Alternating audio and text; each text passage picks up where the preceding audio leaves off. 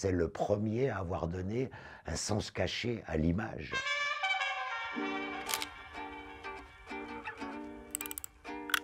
Bonjour, Pierre-Yves Butzbach. Je gère la photothèque Man Ray depuis plus de 30 ans. Man Ray est américain d'origine, né à Philadelphie, de parents émigrés russes. Très vite, ils sont venus s'installer à New York. Et très très jeune, il était passionné par le dessin et les arts. Il a commencé à vivre en photographiant les tableaux de ses amis dadaïstes. Début 21, Marcel Duchamp part à Paris et Man Ray n'a qu'une idée, c'est de le rejoindre. Parce que Paris est le centre du monde au niveau artistique à l'époque. Man Ray a bien vécu de la photographie parce qu'il est très vite devenu la coqueluche du tout Paris. Et tous les gens importants se devaient se faire tirer le portrait par Man Ray. Et un jour, il était avec une amie russe dans un café à Montparnasse, et il y a une jeune fille qui fait un esclandre parce que d'abord elle est seule, ensuite elle a un chapeau, et qu'à l'époque le garçon veut la mettre dehors. Ça amuse beaucoup Man Ray. Ils tombent sous le charme l'un de l'autre. Et dès ce jour-là, Man Ray l'invite à la photographier. Qui dit non, moi je veux bien qu'on me peigne, mais je veux pas qu'on me photographie.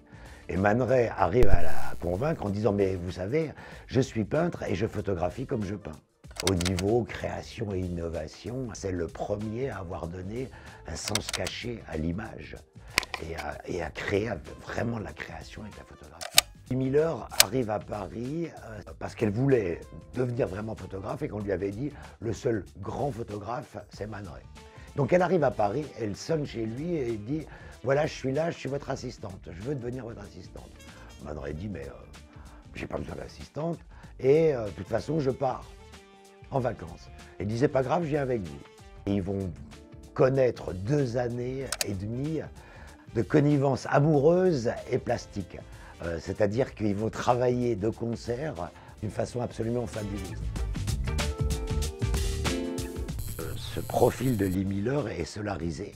C'est un procédé où, lors du développement de la pellicule, on expose brièvement à la lumière le négatif.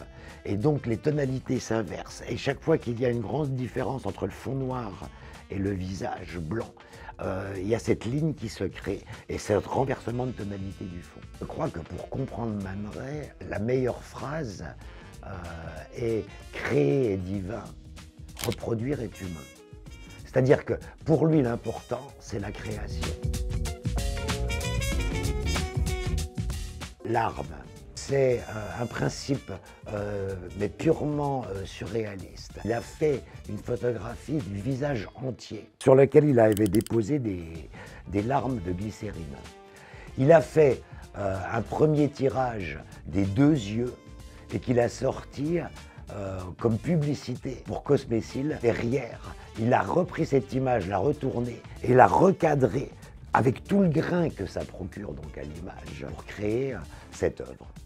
Dans cet album, vous allez pouvoir découvrir l'œuvre de Man Ray au profit de Reporters sans frontières, cette ONG qui, en ce moment particulièrement, a plus que sa place dans le monde.